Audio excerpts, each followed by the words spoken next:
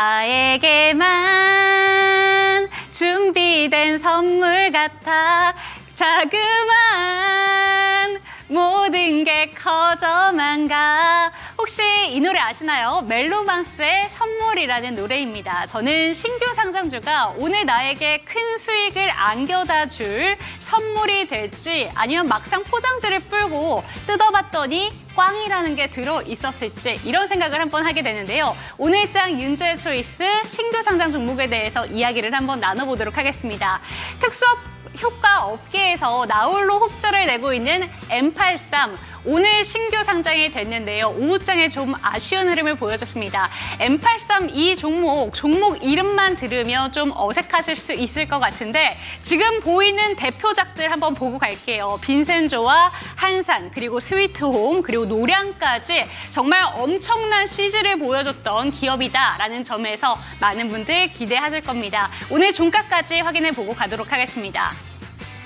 네, 사실 오늘 이 M83이라는 종목이 장 초반에 200% 넘게 급등을 하게 되면서 좀 기대감이 가졌었고요. 바로 어제 신규 상장했던 종목인 TDS팜이 300% 상한가를 꽉 채워내면서 거래를 마쳤기 때문에 이 종목도 기대감이 상당했습니다. 하지만 오늘 종가 보신다면 막판에 좀 흔들리는 모습이 나타나면서 아쉬운 종가 흐름 보여줬는데요. 보시는 것처럼 40% 조금 안 되는 39.38%로 거래를 마쳤습니다. 22,300원에 거래를 마쳤고 공모가는 16,000원이었다라는 점 체크해 보시면 좋을 것 같습니다. 그럼에도 불구하고 많은 분들 이 종목에 대해서 기대감을 갖게 되는 이유가 있는데요. 어떠한 이유인지 체크를 해보도록 하겠습니다. 어떤 이유인지 한번 살펴보시면 투자 포인트 짚어드리도록 하겠습니다. VFX 시장에서 시장 점유율이 2위인 기업인데 빠른 성장에 기대감이 커지고 있습니다. 이 종목이 지금 2020년에 기업이 새로 생긴 기업인데요. 2021년, 2022년, 2023년까지 빠르게 점유율이 올라가면서 현재 구간의 점유율 2위이다라는 점을 생각해 본다면 기대감이 상당하다라는 점 알고 있을 것이고요. 또 2022년부터 2023년까지 매출액과 영업이익, 당기순이익이 모두 증가 추세다라는 점에서 재무구조도 탄탄한 기업이다라고 생각하시면 좋을 것 같습니다. 다음 장도 띄워주시죠. 네, 그런데 오후장의 분위기는 대폭 대반전이 일어났습니다. 탄력이 축소가 됐는데요. 어떤 이유인지 체크해 보시면 먼저 첫 번째 이유가 오늘 장 초반부터 전문가분들 이 얘기 많이 하셨을 겁니다. 유통 물량 자체가 조금은 부담스럽다라는 이야기가 나왔었는데요. 이 M83 기업의 유통 물량은 34.9%로 유통 물량 자체가 상당히 많다라는 점이 좀 위험이 느껴졌습니다. 보통 10%대 그리고 20% 초반대 라고 하면 신규 상장 종목 중에서도 품절주다 이렇게 인식되는 경우가 많은데 다음 장도 띄워주시죠. 제가 6월 달에 IPO 기업에 대해서 한번 정리를 하면서 좀 잘 갔던 막판에 종가가 잘 나왔던 종목들을 살펴보니까 HD 현대 마린솔루션의 지금 유통 물량이 16%대였고요. 노브랜드 같은 경우에도 20% 초반이었습니다. 이 두 종목 상당히 종가가 잘 나왔다라는 점에서 유통 가능 물량이 조금 낮아야 긍정적인 종가 흐름을 볼 수 있다라는 점을 알 수가 있을 텐데 오늘 M83 같은 경우에는 30%대로 다소 부담스럽다라는 점을 확인할 수 있었습니다. 다음 장도 띄워주시죠. 네, 그리고 의무 보유 확약 체크해 보도록 하겠습니다. 지금 보시면 지금 95.64%가 미확약이 되어 있기 때문에 4% 정도만이 의무 보유 확약이 되어 있다라는 점에서 이 점도 조금은 부담스럽다라는 점 체크를 하실 수가 있는데 이번 주에는 상당히 많은 종목들이 신규 상장이 됐습니다. 그래서 한번 이번 주에 신규 상장 종목들 쫙 한번 정리를 해봤는데요. 지금 띄워드리도록 하겠습니다. 지금 결국에 중요한 게 유통 물량과 의무 보유 확약을 체크를 해야 되는데 한번 유통 물량부터 살펴보도록 할게요. 유통 물량이 품절주로 인식될 만한 게 전진건설로봇 그리고 어제 상장했던 TDS팜 18%로 정말 상당히 낮은 유통 물량을 볼 수 있었는데 전진건설로봇 같은 경우에는 장 초반에는 강했지만 결국에 정가는 20%대로 마감을 보여줬고요. TDS팜 같은 경우에는 의무 보유 확약이 상당히 낮은 비율에도 불구하고 어제 300% 상한가를 꽉 채워냈습니다. 그리고 내일은 오늘은 또 한 가지 신규 상장 종목이 예정이 되어 있습니다. 유통 물량이 33%로 이 역시 조금은 부담스럽다라고 보실 수가 있고요. 이 종목은 의무 보유 확약도 상당히 낮은 수준에 위치하고 있기 때문에 대비는 철저하게 필요하다라는 말씀까지 전해드리도록 하겠습니다. 네, 오늘은 신규 상장 종목들에 대해서 반드시 확인하고 가야 될 부분에 대해서 정리를 해봤는데요. 오늘장 저희 이성웅 멘토와 이 시간 함께하게 되는데 이사님께서는 어떻게 바라보시는지 잠시 뒤에 들어보도록 하겠습니다. 당신의 초이스 채널 고정!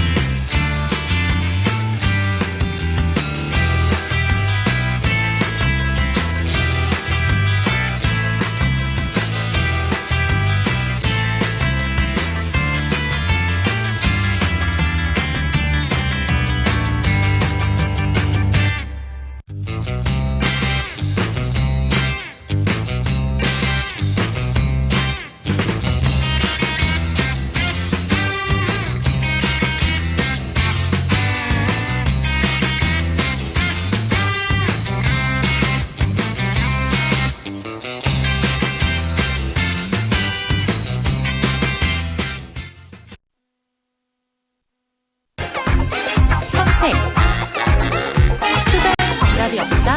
당신의 선택만 있다.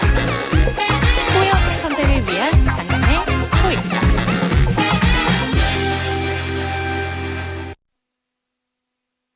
네, 후회 없는 선택을 위한 당신의 현명한 초이스를 도와드릴 저는 이윤지입니다. 이 시간 함께 하실 전문가부터 소개해 드릴 텐데요. 글로원 파트너스의 이성웅 이사와 이 시간 함께 합니다. 이사님 안녕하세요. 네, 안녕하세요. 네, 오늘은 제가 제 초이스로 신규 상장 종목에 대해서 한번 정리를 해봤는데 오늘 상장한 종목이 M83 특수효과를 좀 잘 하고 있는 기업으로 알고 있습니다. 네. 한 12시 구간 지날 때까지만 해도 200% 넘게 탄력이 붙길래 네. 오늘도 치킨값 벌 수 있나라는 생각을 했는데 네. 아쉬웠어요. 어떻게 보셨을까요? 어제 아침 시가 대비해서 이미 오전에 시세가 크게 났었죠. 크게 났었고 그리고 나서 시장 같은 경우가 장중에 지수가 오후까지 계속 빠졌었어요. 반등이 못 나오는 상황이었는데 지수단의 종목들 같은 경우가 장 막판에 가서는 프로그램 매도가 덜해지면서 반등이 나오다 보니 이제 신규 상장주 쪽에서는 자금이 빠지는 모습이었어요. 예.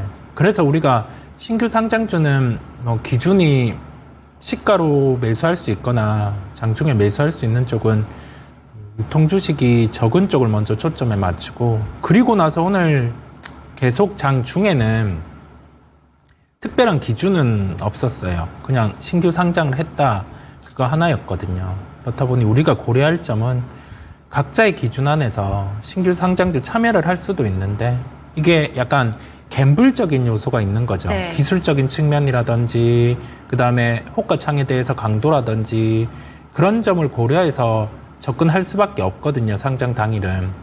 그런 점을 한번 고려하시면서 보시면 되겠습니다. 네, 좋습니다. 오늘은 제가 신규 상장 종목을 좀 다 같이 준비를 해본 게 이번 주에 신규 상장 종목이 정말 많았고 내일 금요일인데 내일도 한 종목이 추가적으로 더 남아 있습니다. 그래서 이에 대한 대비를 해보고자 좀 준비를 한번 해봤는데 어제와 오늘은 또 이렇게 달라지다 보니까 어제는 어제 좀 올라가는 걸 보고 오늘 베팅하신 분들 많겠지만 네. 오늘은 또 아쉬운 흐름을 보여줬다 보니까 네. 내일 해당되는 종목에 대해서도 좀 경계감을 가지실 분들이 많으실 것 같습니다. 네. 내일 신규 상장하는 종목인 ENCell에 대해서는 좀 어떻게 바라보실까요?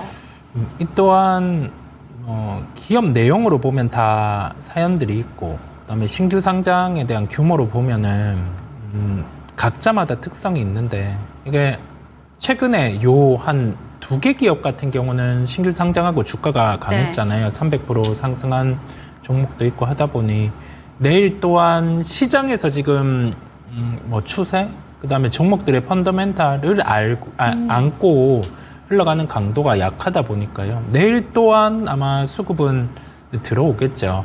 예, 그런데 아까 말씀드린 부분이랑 동일한 게 약간 갬블적인 요소가 존재를 합니다. 그다음에 시가 기준으로는 붙으려고 할 거예요. 그래서 그런 부분 정도의 활용, 그걸 열고 보시면 되겠습니다. 네, 내일은 ENCell이 신규 상장을 합니다. 유통 물량이랑 의무 보유 확약을 좀 중점적으로 보셔라라는 이야기를 계속해서 전해드리고 있는데, 유통 물량은 오늘이랑 비슷한 수준으로 3%대 좀 들고 가고 있고요. 의무 보유 확약 같은 경우에는 오늘보다 훨씬 더 낮습니다. 그렇기 때문에 어느 정도는 대비가 필요하다라는 말씀 전해드리고요. 오늘 제 초이스에 대해서는 여기서 마무리를 해보도록 하겠습니다. 그렇다면 이사님의 초이스 2가지 종목은 어떤 종목일지 지금 바로 만나보시죠. 하이브, 미코바이오메드 들고 오셨는데, 엔터주 최근에 저희가 네. 엔터주를 초이스 종목으로 한번 만나본 적이 있긴 있어요. 네. 이사님의 초이스도 같은 종목일까라는 기대감도 갖게 됐는데, 네. 그러면 더 시청자분들이 주목하실 것 같고요. 미코바이오메드 같은 경우에는 저도 좀 궁금한 게, 네. 이 종목 8월달 정말 잘 갔는데 요새 살짝 밀릴 때 이때 들어가시려고 하시는 분들도 많으실 것 같아요. 오늘 장 초이스 어떤 종목일까요? 제가 반전을 가지고 왔어야 되는데 너무 무난하게 하이브가 저의 픽입니다. 그렇다면 하이브 더더욱 집중해 보시면 좋을 것 같습니다. 이번 주에만 2 전문가님이 하이브를 추천을 해주셨기 때문에 더욱더 기대가 되는데, 그러면 미코바이오메드부터 한번 살펴보도록 할게요. 이 종목에 대해서는 그러면 지금은 좀 빠져나올 타이밍이다라고 보시는 건지, 아니면 어떤 관점에서 들고 오셨는지 궁금합니다. 제가 평소보다 원고 준비를 빨리 했어요, 네. 오늘. 그래서 이 종목 같은 경우를 가지고 그러니까 배제를 했던 이유가 코로나19란 게 주제였습니다.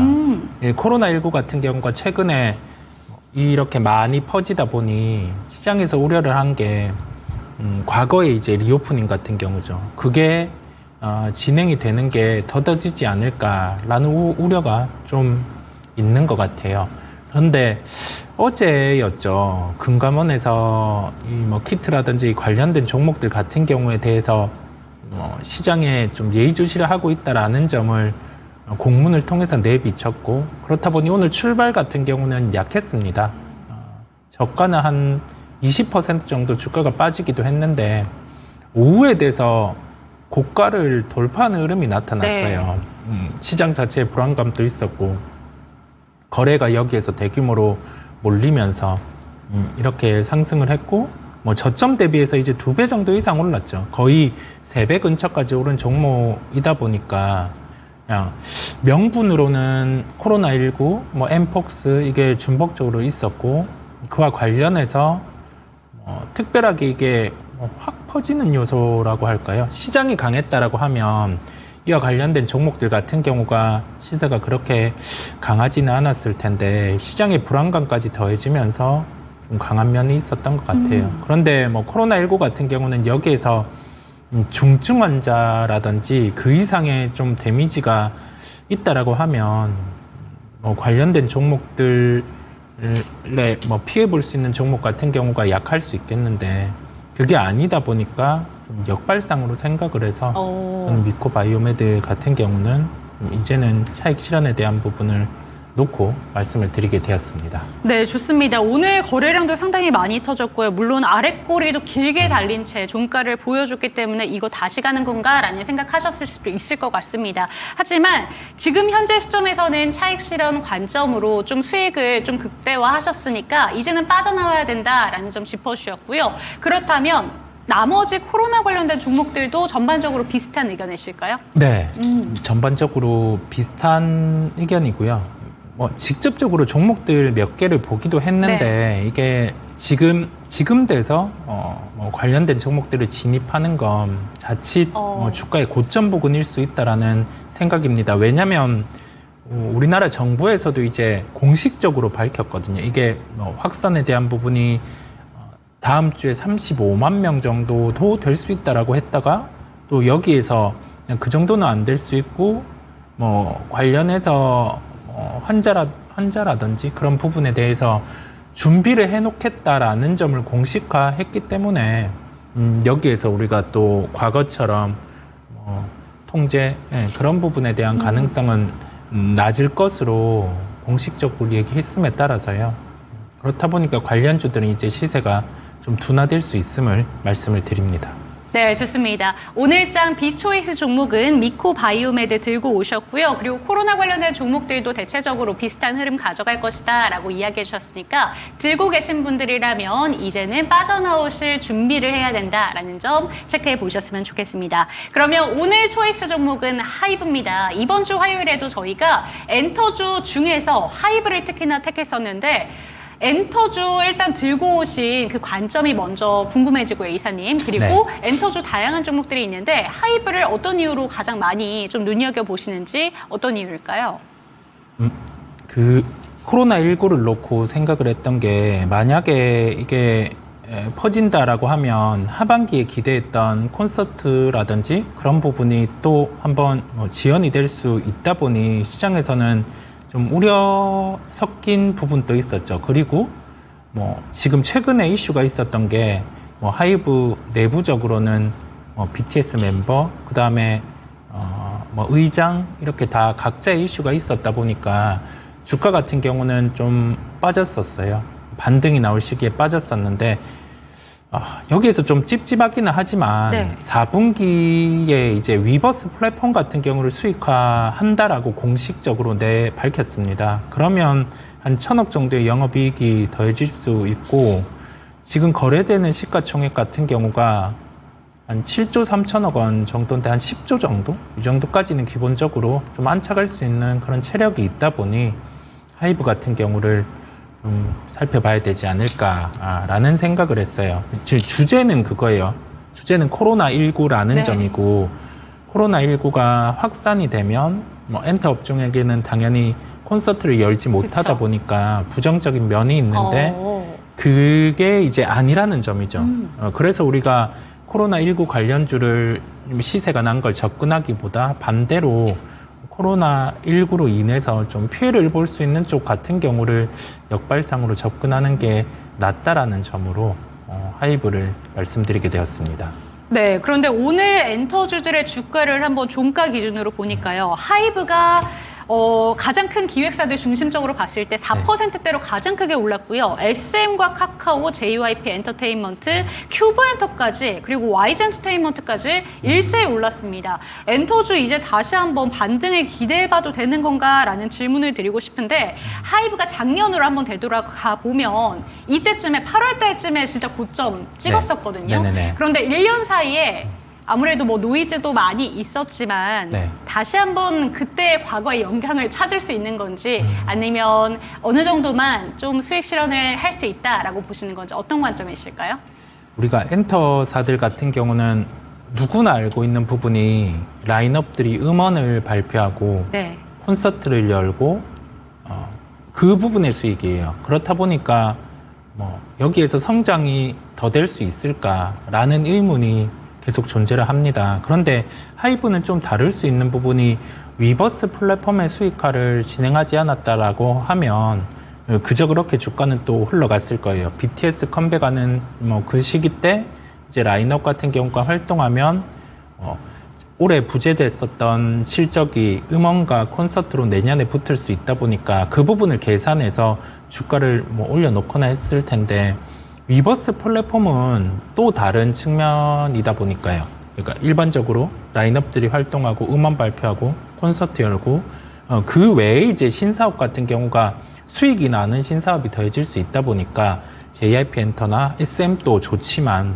하이브 같은 경우는 또 다른 면에서 상대적으로 좀 비싸게 거래되고 있었는데 주가는 빠져서 이제 그런 차이가 크지 않거든요. 네. 그런데 그 비싸게 거래될 수 있는 요소가 이제는 진행되니까 4분기에는 진행되니까요.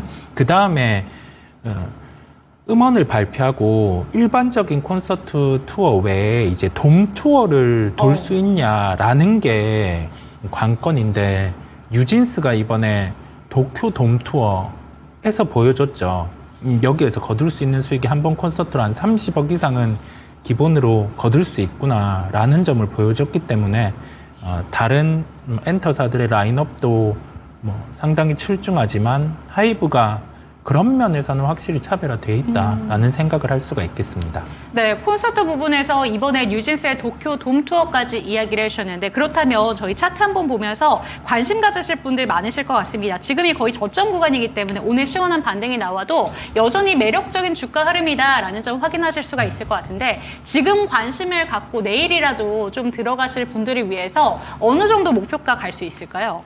목표가는 4분기 기준으로 생각을 하고 있어요. 매수 타이밍은 우리가 뭐 아주 정확하게 이 정도 가격에서는 잡자라는 점보다 시장 자체가 좀 넓게 흘러가니까 뭐 조정도 나올 수 있으니까 막 그런 점은 정해놓지는 않겠고요.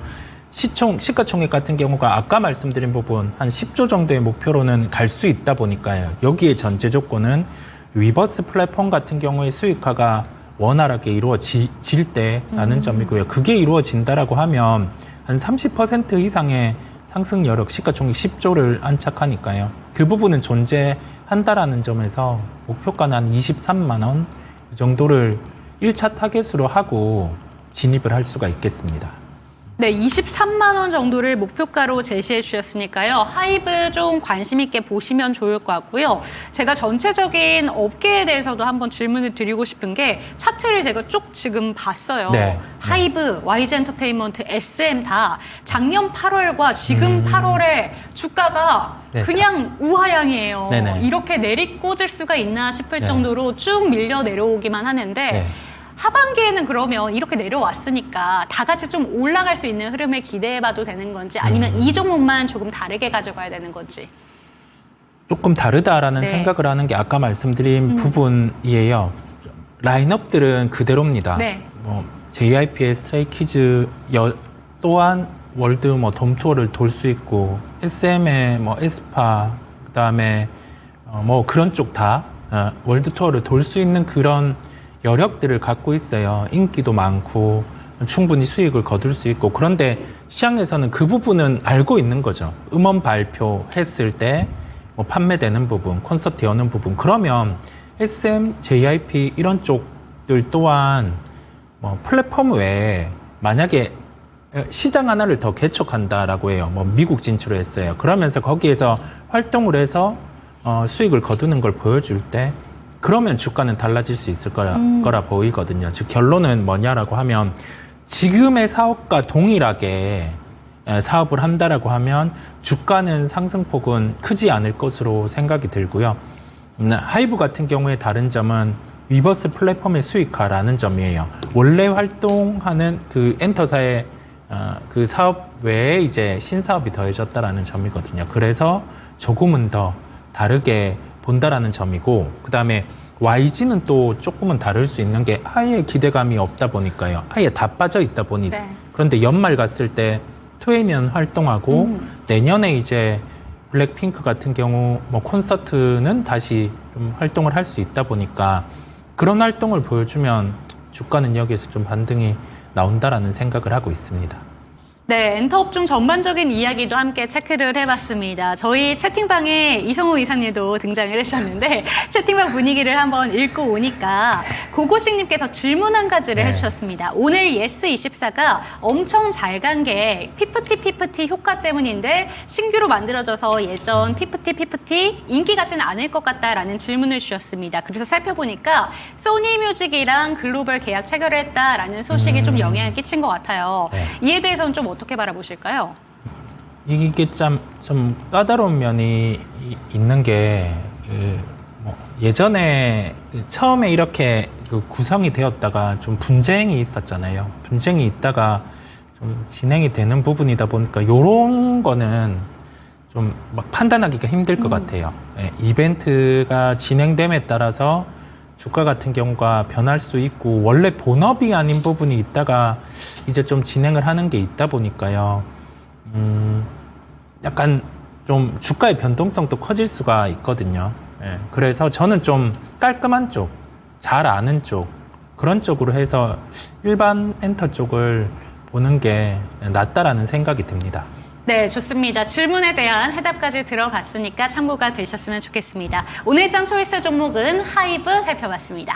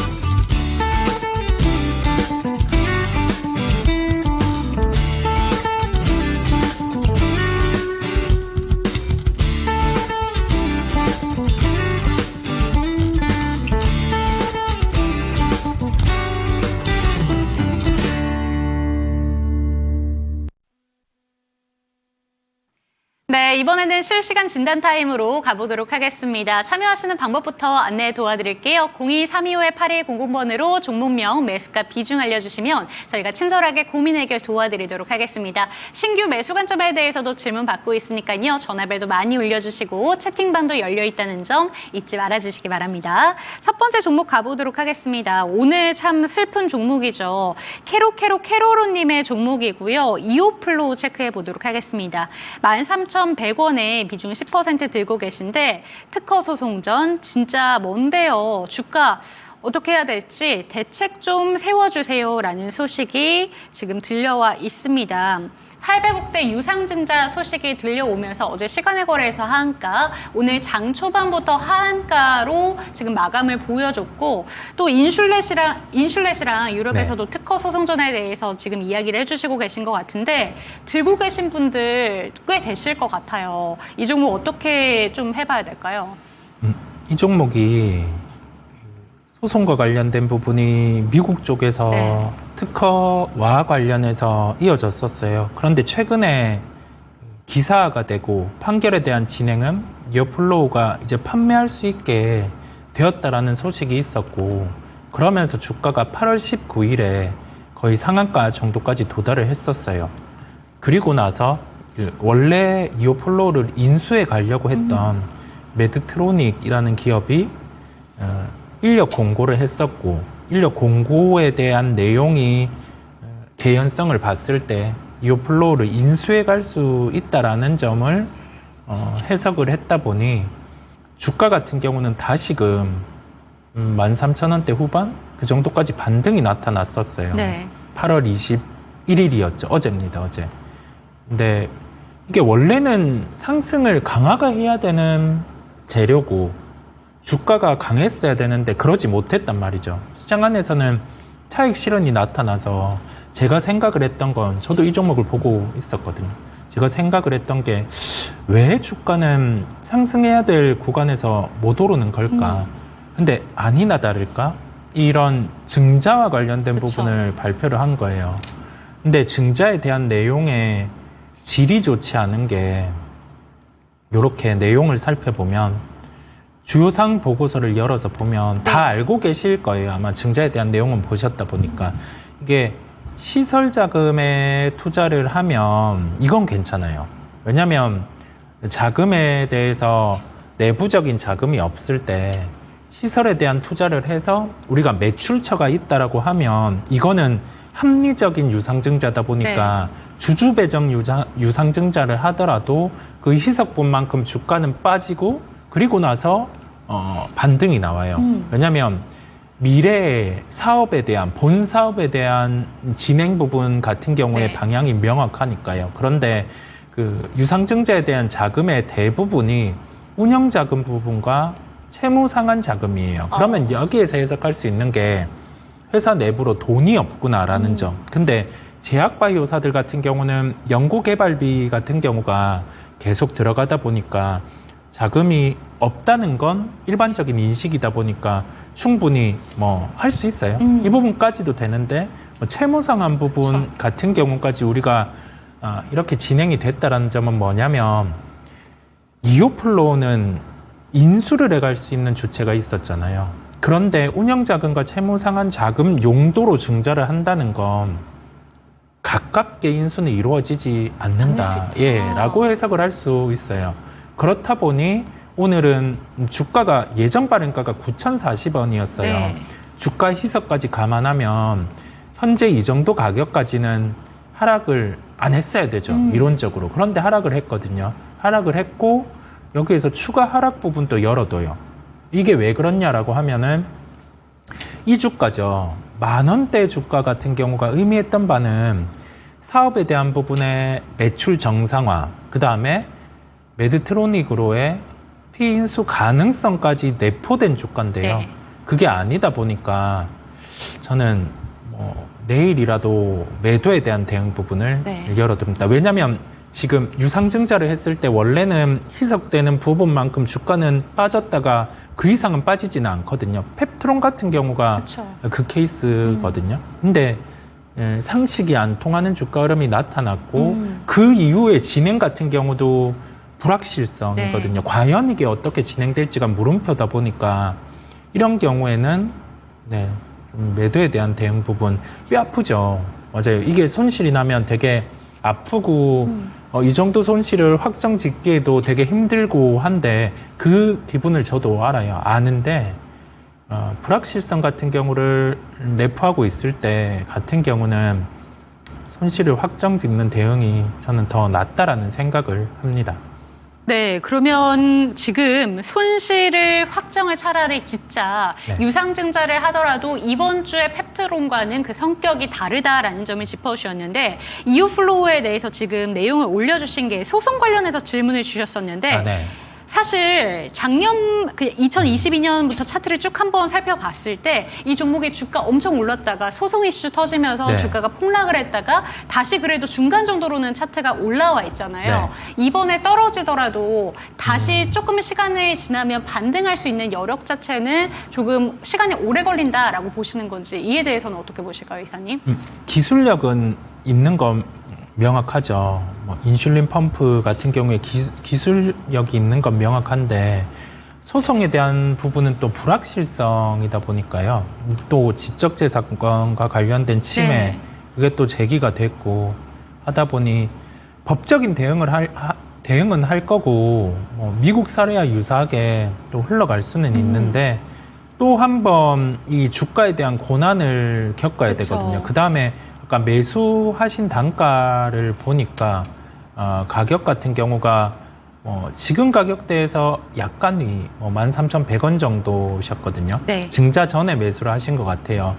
뭐 당연히 그렇겠지만 증자 전에 매수한 부분 여기에서 주가가 만약에 예전에 빠진 주가만큼 한 6,000원 이하 이렇게 간다라고 하면 더 불편해질 수 있다 보니까요. 좀 불확실성을 좀 안고 네. 계속 가지고 가기보다는 좀 매도를 했다가 추후의 기회를 보는 게 낫다라는 말씀을 드립니다. 네, 조금 안타까운 의견이 나왔지만 이 종목에 대해서는 매도 관점이 더 맞다. 기다리는 것은 답이 아니다라는 점을 짚어주셨습니다. 이렇게 한번 정리해 보도록 하겠고요. 다음 종목으로 가보도록 하겠습니다. 조에이디님의 종목이고요. 카카오게임즈 체크해 보도록 할게요. 45,500원, 비중은 15%. 패스 오브 엑잘2 국내 서비스 맞죠? 좀 모르긴 했나요? 진짜 지겨운 이 종목 탈출 좀 하고 싶습니다. 라고 보내주셨는데 제가 장 초반에 이 종목 봤을 때보다 더 탄력적으로 종가가 마감이 됐습니다. 지금 독일에서 게임스컴에 대한 기대감으로 네. 오늘 게임주들 전반적으로 좀 강한 흐름이 보여줬는데 카카오 게임즈가 좀 그중에서도 유독 많이 올랐어요, 오늘. 네. 이 종목 탈출 가능할까요? 단가 같은 경우가 좀 높죠. 네. 지금 대비해서 주가가 2배 정도 이상 올라야지 도달이 가능한데요. 네. 우리는 결과론입니다, 이거는. 45,500원에 매수를 했고 이렇게 지나와서 쉽지 않아요. 주가가 그때 밀릴 때 반등이 나올 것 같고 그다음에 시간이 지나면은 나아지겠지 이렇게 하다가 뒤에는 이제 그냥 포기로 가는 맞아요. 거거든요. 쉽지 않아요. 사람의 심리로 당연히 그게 쉽지 않은데 방치를 하면 안 되고요. 기준을 세울 필요가 있을 것 같아요. 기준이라 함은 우리가 어떤 종목을 샀을 때 손절에 대한 부분을 얘기를 하면 거부감이 먼저 드실 네. 거예요. 손실이 났는데 왜 팔아야 되지? 그 다음에 이거를 손절을 확정을 하고 다른 거 들어갔을 때 또 손실을 보면 어떠냐, 어쩌지? 라는 생각을 하면 주식을 안 해야 돼요. 안 해야죠. 기준이 없으면 안 하는 게 맞고 그 다음에 기준이 세워져 있지 않다라고 하면 그냥 아예 잘하는 사람을 찾아서 그 사람에게 위탁을 하거나 네. 그런 게 훨씬 낫고요. 예, 지금 그 말씀을 드리는 이유가 여기에서 45,500원까지 반등이 나올지는 저는 몰라요. 네. 모르죠. 계산이 안 섭니다. 왜 계산이 안 서냐라고 하면은 당장 실적이 나오는 기업이 아니고 여기에서 4만 원 이상의 주가로 상승하기 위해서 필요한 거는 연이은 게임의 히트거든요. 네. 연이은 게임의 히트 같은 경우가 나올지도 모르겠어요. 예, 모르죠. 게임을 내세웠는데 그게 잘 될지 안 될지. 그러면 필요한 건 주가는 눈으로 보이기에 많이 빠져 있어요. 제가 45,500원에 갖고 있다라고 하면 게임주에 대해서 접근하는 하나의 기준은 신작 스케줄을 보시는 거예요. 이 카카오 게임즈의 신작 스케줄을 보고 그 중에서 최근에 게임들이 히트했던 그 부류들과 뭐 RPG면 RPG 아니면 어떤 게임이면 어떤 게임 그 히트했던 부류와 비슷한 게 나올 때 이전에 테스트를 하잖아요. 네. 그 테스트를 할 때 사람들의 평이 좋다라고 하면 그때 추가 매수를 하는 식의 대응. 그리고 나서 이제 나오는 그런 대응 같은 경우가 저는 최선으로 생각이 듭니다. 네. 그렇게 의견을 말씀을 드리고요. 지금은 매도하기에는 먼 길을 건너왔다 보니까 네. 우선은 이게 참 아쉬운 말이에요. 우선은 어쩔 수 없는 선택을 하는 거거든요. 그렇다 보니까 우선은 보유를 하고요. 신작 게임 같은 경우에 일정을 좀 같이 보는 걸로 하죠. 네, 좋습니다. 오늘 게임주 중에서 카카오 게임즈가 그나마 제일 반등이 셌었던 게 증권사에서 PBR이 1배 미만이다. 지금 저평가 구간이다라는 내용이 나오면서 오늘 시원하게 그래도 반등을 보여줬습니다. 지금 질문을 주신 패스 오브 엑잘2가 11월 달에 공개가 되는데 그럼 한 가지 질문을 더 드리자면 네. 게임주 이벤트에 대해서 확인해 봐야 된다. 신작 이벤트를 이야기해 주셨는데 보통 게임주들을 살펴볼 때 네. 신작 기대감으로 오르잖아요. 네. 그러면 막상 신작이 이제 열렸을 때 네. 그때는 주가 흐름이 보통 어떻게 변화가 될까요? 성과에 못 미치면 빠집니다. 네, 성과에 못 미치면 빠지고 보통 주가 변동성이 커지다 보니까요. 거기에서 감안해야 될 거는 지금의 주가 수준이 뭘 포함하고 있는지 그게 참 어렵거든요. 그게 참 어려운데 쉽게 그러면 한 가지 게임이 예상되는 이익이 한 1,000억 정도라고 해요. 그러면 이 기업의 시가총액이 2조 정도까지 올라 있다라고 네. 해요. 그러면 그때 같은 경우는 게임에 대한 그 거둘 수 있는 이익이 주가에 포함되어 있는 경우라고 해석을 할 수 있다 보니까 쉽게 신고가에 가까운가 아니면 평균가에 가까운가 네. 신저가에 가까운가 그걸 보고 판단을 하시면 되고요. 신고가에 가까울 때 게임 같은 경우가 예상보다 히트를 못하면 좀 급락이 떨어질 나타날 수 수 있죠. 있고요. 신저가에 가깝다는 건 새로운 게임이 출시될 때도 기대감은 게임 그냥 이 기업이 해봤자 뭐 어느 정도 될까 이 정도기 네. 때문에 그렇게 좀 쉽게 접근을 하면 되겠고 카카오 게임즈는 신저가에 신저가. 네, 가깝다 보니까요. 아무래도 좀 게임에 대한 성과가 좋으면 주가 반등도 강할 수가 있겠습니다. 네, 좋습니다. 11월에 이제 신작에 대한 기대감이 있는 종목이고요. 지금 현재 구간에 신저가 부근에 위치하고 있기 때문에 그때까지는 조금 홀딩해 보시면서 그 성과를 좀 체크해 보시면 좋을 것 같습니다. 다음 종목 체크해 보도록 하겠습니다. 이번에는 유튜브에서 절파고TV님의 종목 체크해 드릴게요. LG U+고요. 14,100원에 비중은 4%입니다. 10,000원이 깨진 상태에서 유지가 되고 있는데 언제 반등이 올지 언제쯤 나오는 게 좋을지 오랫동안 들고 계셨네요. 4년 동안 배당은 그래도 받고 계신 것 같습니다. 이거 어떻게 할까요? 통신사들 같은 경우는 네. 우리 과점의 형태잖아요. 그런데 뭐 토지도 많고 현금 같은 경우는 꾸준히 들어오고 네. 하다 보니까 배당 성향이 높은 측면이 있습니다. 그런데 KT 같은 경우는 대표적으로 토지가 많고 거기에서 신사업 같은 경우도 하고 있죠. AI 쪽으로 아직 성과는 없지만 SKT 같은 경우도 비슷하고 LG U+ 같은 경우도 뭔가를 하려고는 하는데 네. 아직 뚜렷하게는 좀 보이지는 않고 있습니다. 언제 좀 올라올지 판단이 잘 안 돼요. 시장에서 약간 통신주는 방어적 성격은 네. 있기는 하지만 새로운 성장을 보여줄 때는 주가 반등이 강하지 않을까라고 자신 없는 얘기를 저도 드릴 수가 있겠고요. 다만 신사업 같은 부분들 이걸 추진하면서 1,000억의 영업이익이 나오는데 1,400억, 1,500억 이렇게 나오는 걸 보여주면 주가는 반등이 강하지 않을까라는 점을 말씀을 드립니다. 엔터주를 얘기할 때도 비슷한 얘기를 들었잖아요. 그런 것처럼 통신주 같은 경우도 과점의 형태다 보니까 시장 점유율만큼 수익은 발생을 하는데 그냥 그 정도이기 때문에 시장에서는 강하게 반응은 좀 하지 않는다라는 말씀을 드릴 수가 있겠습니다. 네, 좋습니다. 통신주 같은 경우에는 시장에서 방어주의 성격을 갖고 있기 때문에 강한 반등은 보기 힘들 수도 있다라는 점 체크가 되셨으면 좋겠고요. 어느 정도는 대비가 필요한 종목이다라는 점 다시 한번 알려드리겠습니다.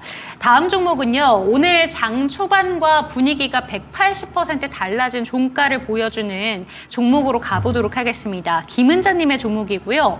대한전선 15,500원에 비중은 20%입니다.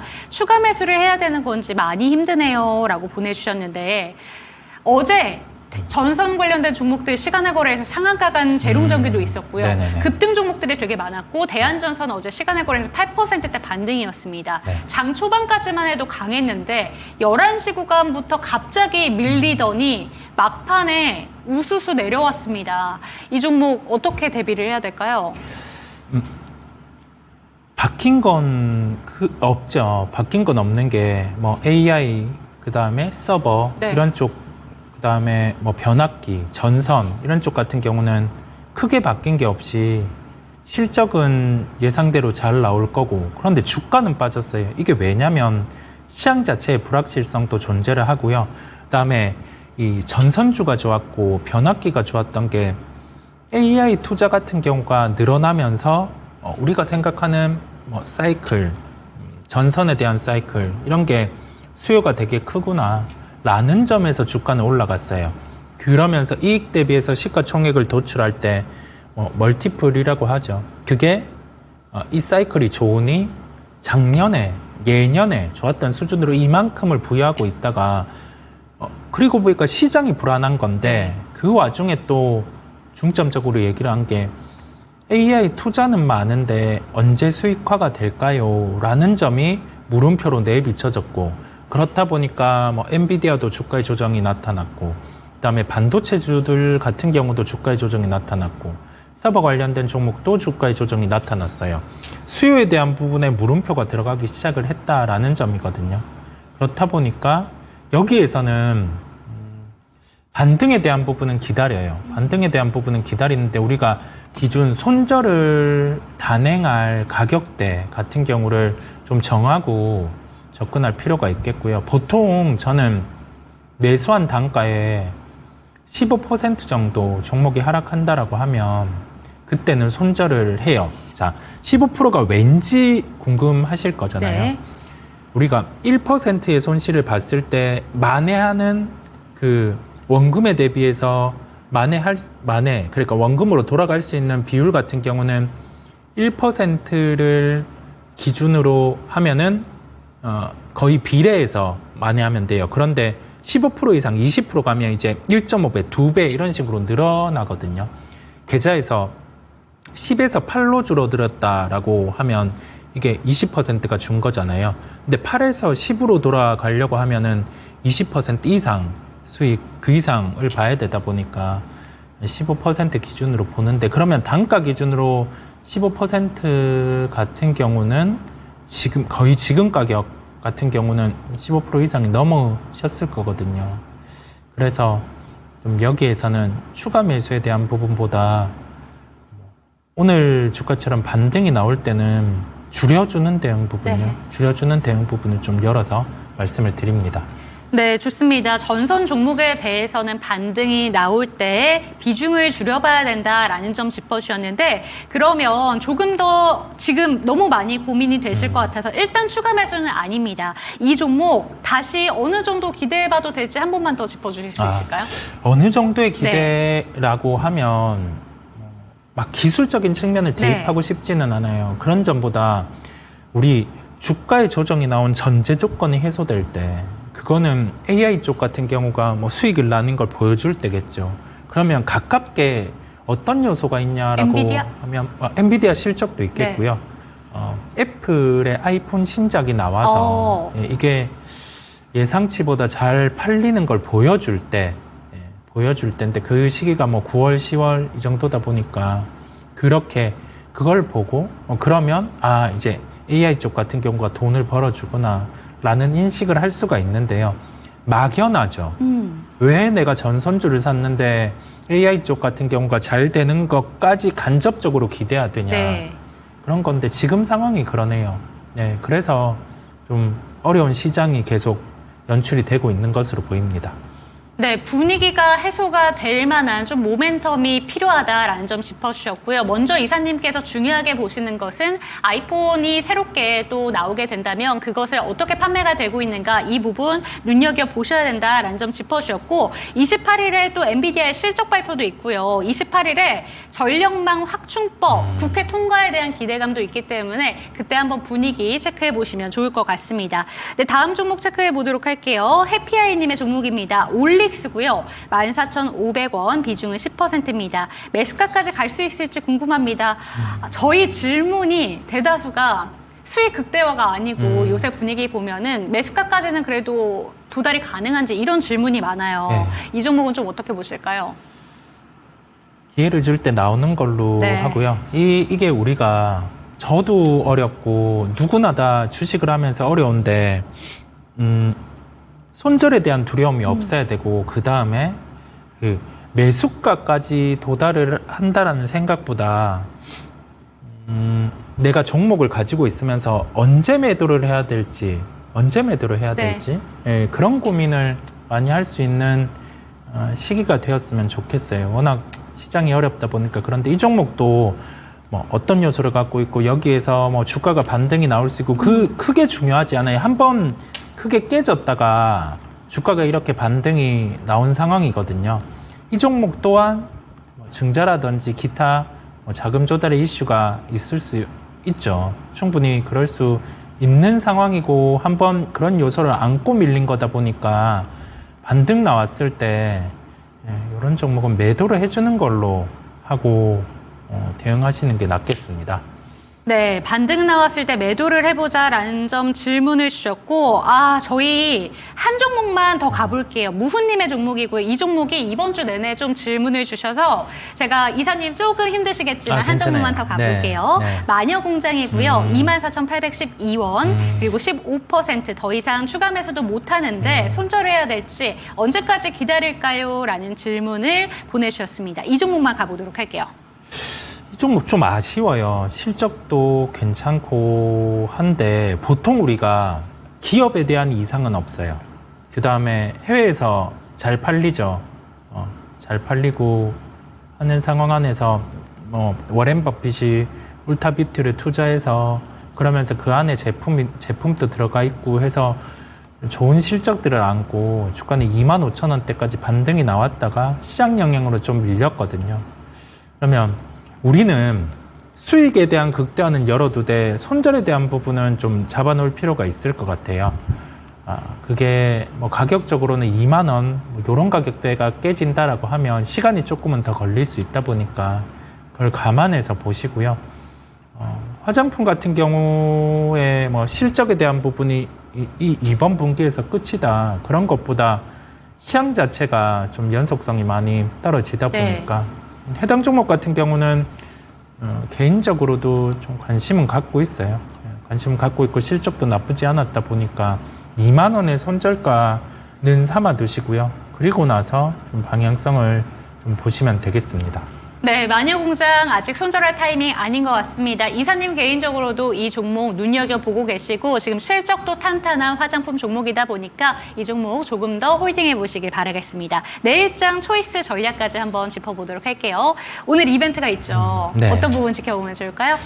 정말 적극적인 매매에 대해서는 실익이 없는 시장이에요. 시세의 연속성도 떨어지다 보니까 보통 이럴 때는 조바심도 나고 내가 손실을 보고 있는 데에 대해서 얼른 만회를 해야 되겠다는 생각으로 시장에 뛰어들면 가지고 있던 원칙도 깨질 수가 있어요. 그렇다 보니까 주도주 부재 현상이 지속되고 있습니다. 각자의 기준을 가지고 그 기준에 벗어나면 쉬는 것도 방법이다 보니까요. 그런 부분을 안고 시장을 바라보시면 되겠습니다. 네, 좋습니다. 내일이 또 금요일이네요. 이제 8월도 얼마 안 남았고 오늘이 절기상 처서입니다. 이제 가을이 오는 좀 분위기가 서서히 들려오고 있는 것 같은데 저희와 함께 해주셔서 여름, 이 정말 더운 여름, 여름에는 좀 주식시장이 힘들었으니까 가을만큼은 더 뜨거운 주식시장이 되기를 바라보면서 오늘 이 시간 마무리를 해보도록 하겠습니다. 오늘도 역시나 종목에 대해서 다양한 진단 도와드렸는데요. 종목에 대한 상승과 하락은 보장하지 않는다는 점 기억해 주시고 내일 이 시간도 저희 함께 해주시기 바랍니다. 오늘 오후 9시 잭슨홀 미팅까지 확인해 주시죠. 내일 뵙겠습니다. 시청해 주신 여러분 감사합니다.